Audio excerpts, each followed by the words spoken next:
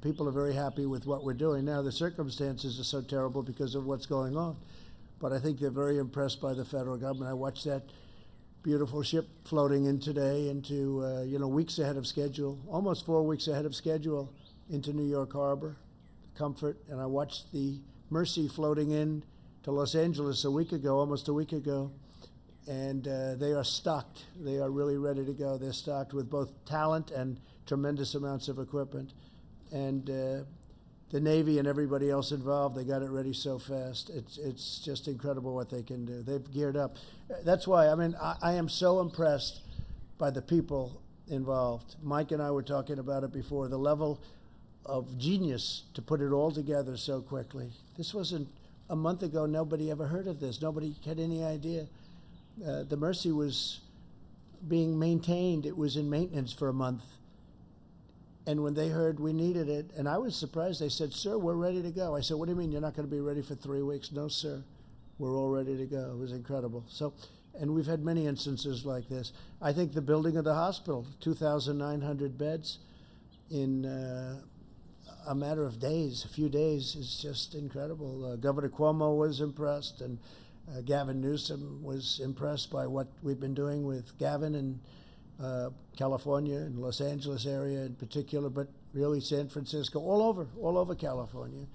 When you look at what we're doing with Michigan, we're getting along very well with Michigan. It's a great place. We're sending a lot of things to Michigan because that's becoming a hotbed, especially a specific area, as you know. It's become very hot. It's become, could even at some point supersede, but it's got to be taken care of. So we're the relationship we have with the governors. I just wish you could, because we took a lot of calls from a lot of different states, and I wish you could have heard. Even a thing where, like, the governor of Ohio calls, where he has a company that does the sterilization, but they have a problem because it's not going quickly at the FDA. And I call up Steve, and Steve comes in, and he said, "We'll get it done." And they checked it, and they got it done almost immediately. And originally they were approving it for 10,000 masks, and then it was supposed to be for 80, and they ultimately approved it for 120,000. It's a tremendous number. And I kept wondering, why aren't they sterilizing these masks? I assume maybe you couldn't do it. But then I'd look at them, and they'd look like, it's not cloth. It's something that looks like it could be sterilized, and that's what they've done. And that's the machine that is over there, actually. They have a piece of the machine over there. I won't bother showing it to you. And this is incredible when you talk about 5 minutes, 15 minutes, and highly accurate, and not nearly as disturbing to do as the other tests. So we've just gotten better. We're doing things that nobody else ever thought of. Please. The DMV has issued stay-at-home orders, but Governor Ralph Northam of Virginia took it pretty far. He issued a 70-day stay-at-home order. Is that constitutional, first off? And secondly, do you think it's warranted to go ahead and issue a 70-day guidance at this point? Well, we're letting the governors do in their states pretty much what they want with our supervision, and they consult with us in all cases. Some go further than others, as you know. I could give you plenty of examples, but I'm not going to do that because we never want to be controversial. But some of the governors have taken it a step further, and people are questioning that. But look, staying at home with respect to what we're talking about doesn't bother me at all. People should be staying at home. That's what we want. OAN, please. OAN. 2,405 Americans have died from coronavirus in the last 60 days. Yeah. Meanwhile, you have 2,360. When Tony and Deborah came up with numbers yesterday to say that if we did nothing, you could lose 2.2, up to 2 point, maybe beyond, I don't know, maybe beyond, but 2.2 million people if we did nothing. And I can't tell you what the unfortunate final toll is going to be, but it's going to be a very small fraction of that. So we're doing an awfully good job, I think, with what we're doing. Please, go ahead. Ohio? Please.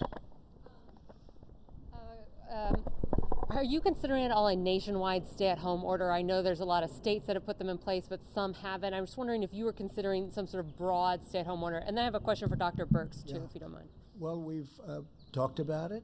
We, there are some parts of the of the country that are in far deeper trouble than others. There are other parts that, frankly, are not in trouble at all. So hopefully we're going to be able to keep it that way by doing what we're doing. So we talked about quarantine, as you know, the other day. A group came to me and they wanted to do the quarantine, and I said, let's think about it, and we did, and we studied it, and by the time the evening came, it just was something that was very unwieldy, very tough to enforce, and something we didn't want to do. But we did advisory, and I think that's doing well. I mean, I look at the streets. You look at New York, where I look down Fifth Avenue today. They were showing a shot of Fifth Avenue in sort of prime time, and there was almost nobody on Fifth Avenue. I've never seen that before. There was no car. There was no anything. So I think the people of this country have done an incredible job. If we do that, we will let you know, but it's pretty unlikely, I would think, at this time. Can I ask a quick question for Dr. Birx Yes. also? So, Dr. Birx, if you don't mind, you had mentioned today that this model that predicts 100,000 deaths is if we do things almost perfectly.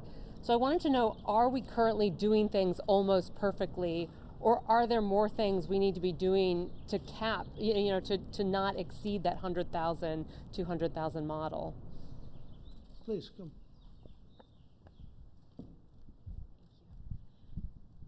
Thank you. I think that's a really great question. And tomorrow we'll go through all of the graphs and all the information that we took to the president for the decision.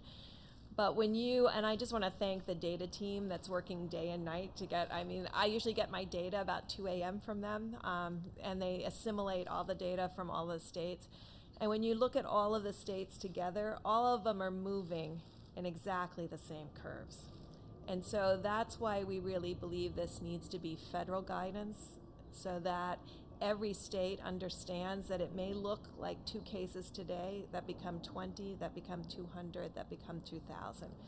And that's what we're trying to prevent. And I think states still have that opportunity, but they're going to have to do all of these these recommendations are recommendations that the globe is using.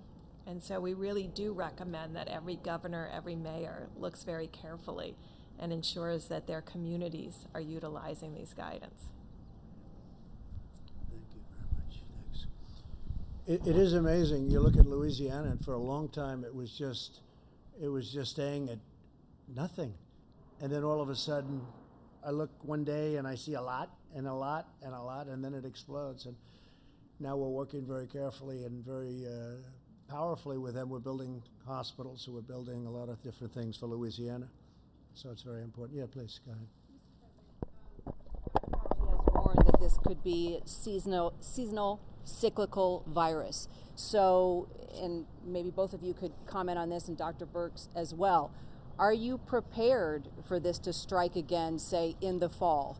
All the efforts that are taking place right now to contain this, to be proactive, and Yeah. you We're do. prepared. I hope it doesn't happen. Doctor, would you like to say something about that?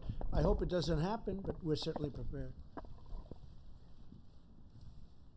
In fact, I would anticipate that would actually happen because of the degree of transmissibility. However, if you come back in the fall, it will be a totally different ballgame of what happened when we first got hit with it in the beginning of this year. There will be several things that will be different.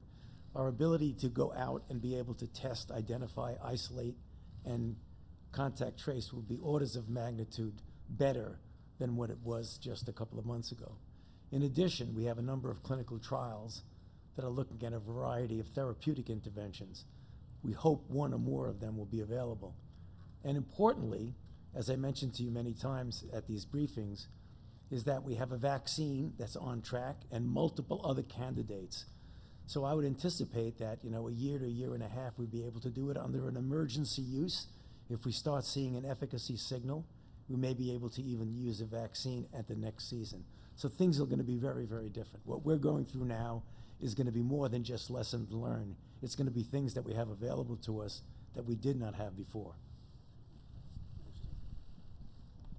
Okay, please, go ahead. Thank you. Scott Gottlieb, your former FDA commissioner, wrote a roadmap for recovery after the Very coronavirus. interesting. I saw it. He suggests, the roadmap suggests that everybody wear a mask in public. Is that something that the task force thinks is a good idea? Well, we haven't discussed it to that extent, but it's certainly something we could discuss. We're getting certainly the number of masks that you need. We are in the process of talking about things. I saw his suggestion on that, so we'll take a look at it for a period of time, not forever. I mean, we want our country back. We're not going to be wearing masks forever, but it could be for a short period of time. After we get back into gear, I could see something like that happening for a period of time. But I would hope it would be a very limited period of time. Doctors, they'll come back and say for the rest of our lives we have to wear masks. The roadmap also talks about doing GPS for social distancing, maybe following people's phones, and hotels for isolation for people, giving them free hotel rooms. Are those ideas that you're looking at? Well, the GPS, that's a very severe idea. I've been hearing about it, GPS. So what happens? A siren goes off if you get too close to somebody? That's pretty severe, but he's somebody, he was with me for a long time. He did a great job at FDA. So we're taking a look. I just received it a little while ago. He sent it over, so very good. Go ahead, let's give it a shot. Sir, what do you say to Americans who are upset with you over the way you downplayed this crisis over the last couple of months? We have it very much under control in this country. The coronavirus is very much under control in the USA. It's going to disappear. It's like a miracle. It will disappear. March 4th, we have a very small number of people in this country infected. March 10th, we're prepared. We're doing a great job with it. It will go away. Just stay calm. It will go away. What do you say to Americans who believe that you got this wrong? And I do want them to stay calm, and we are doing a great job. If you look at those individual statements, they're all true. Stay calm. It will go away. You know it is going away, and it will go away, and we're going to have a great victory. And it's people like you and CNN that say things like that, it's why people just don't want to listen to CNN anymore. You could ask a normal question. The statements I made are, I want to keep the country calm. I don't want panic in the country. I could cause panic much better than even you. I would make you look like a minor league player. But you know what? I don't want to do that. I want to have our country be calm and strong and fight and win. And it will go away. And it is incredible, the job that all of these people are doing, putting them all together, the job that they're doing. I am very proud of the job they're doing, that Mike Pence is doing, that the task force has done, that Honeywell and Procter & Gamble and Mike and all of these people have done. I'm very proud. It's almost a miracle, and it is, the way it's all come together. And instead of asking a nasty, snarky question like that, you should ask a real question. And other than that, I'm going to go to somebody else. Please, go ahead, please. You expressed some concern in the past that medical supplies were going out the back door and that perhaps some hospitals were doing things worse than hoarding. Well, I expressed what was told to me by a tremendous power in the business. He said that at a New York hospital. For a long period of time, he was giving 10,000, maybe maximum 20,000 masks over a short time. And all of a sudden, he's giving 300,000. And I said, no matter how bad this is, could that be possible? He said, no. So there's only a couple of things that could happen. Is it going out the back door? And I've reported it to the city and let the city take a look at it. But when you go from 10,000 masks to 300,000 masks, Mike, over the same period of time, there's something going on. Now, I'm not making any charges. But when everyone's looking for masks, and by the way, that's another thing, we're making a lot of masks, and the sterilization process is going to save a lot of time and a lot of masks. But when you have the biggest distributor of product that distributes to many of the big hospitals and hospital chains, and he brings up a statistic like that, and I know you're trying to make a big deal out of it, but you shouldn't be. You should actually go over to the hospital and find out why. You shouldn't be asking me. I'm just saying, that's the way it is. You should go over there as a great reporter. I have no idea who you are, but that's okay. You should go over there, go to the hospital, and find out how come you used to get 10,000 masks and you had a full hospital. New York City, always full.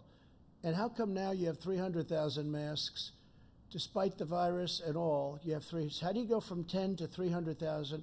And this is very serious stuff. I mean, I could see from 10 to 20 or from 10 to 40 or 50 or something. But how do you go from 10 to 300,000 masks?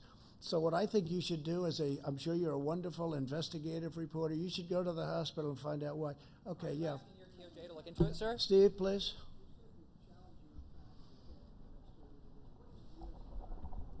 Well, it's so bad for the economy, but the economy is number 2 on my list. First, I want to save a lot of lives. We're going to get the economy back. I think the economy is going to come back very fast. Steve's just asking about the economy. What's it like? We basically shut down our country. And we did that in order to keep people separated, keep people apart. They're not working in offices. They're not in airplanes together. You know, we really shut it down. And, you know, 151 other countries are pretty much shut down. But here we had the greatest economy in the world. We had the greatest economy in the history of our country. And I had to go from doing a great job for 3 years to shutting it down. But you know what? We're going to build it up, and we're going to build it up rapidly. And I think in the end we'll be stronger for it. We learned a lot. We learned a lot. And I have to say we've had great relationships with a lot of countries. China sent us some stuff, which was terrific. Russia sent us a very, very large plane load of things, medical equipment, which was very nice. Other countries sent us things that I was very surprised at, very happily surprised. We learned a lot. We're learning a lot. And we're also learning that the concept of borders is very important, Steve. It's very important. Having borders is very, very important. But we have done an incredible job. The economy is going to come back. My focus is saving lives. That's the only focus I can have. We're going to bring the economy back, and we'll bring it back fast. Yeah, please. Follow up. Go ahead. Mr. President. Please.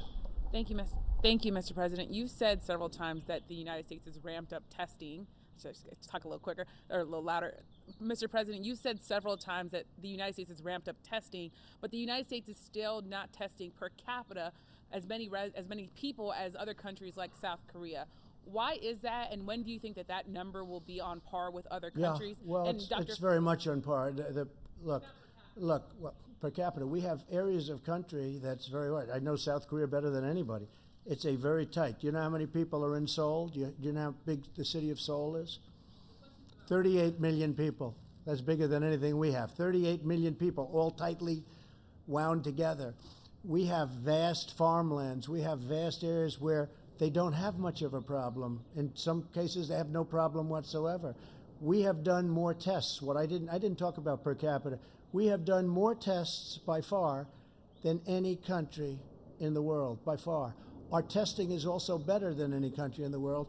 And when you look at that, as simple as that looks, that's something that's a game changer. And every country wants that, every country. So rather than asking a question like that, you should congratulate the people that have done this testing, because this administration inherited a broken system, a system that was obsolete, a system that didn't work.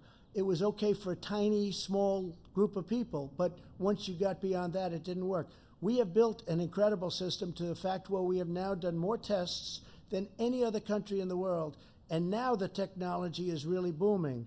I just spoke to, I spoke to a lot. I'm not going to even mention. I spoke to a number of different testing companies today, and the job that they've done and the job that they're doing is incredible. But when Abbott comes out and does this so quickly, it's really unreal. In fact, one company I have to say that stands out in the job, and I think I can say this, I don't want to insult anybody else, but Roche. Roche has been incredible in the testing job they've done, and they're ramping it up exponentially. It's up, up, up, up. And you should be saying congratulations instead of asking a really snarky question, because I know exactly what you mean by that. You should be saying, congratulations to the men and women who have done this job, who have inherited a broken testing system and who have made it great. And if you don't say it, I'll say it. I want to congratulate all of the people. You have done a fantastic job, and we will see you all tomorrow. Thank you very much. Thank you.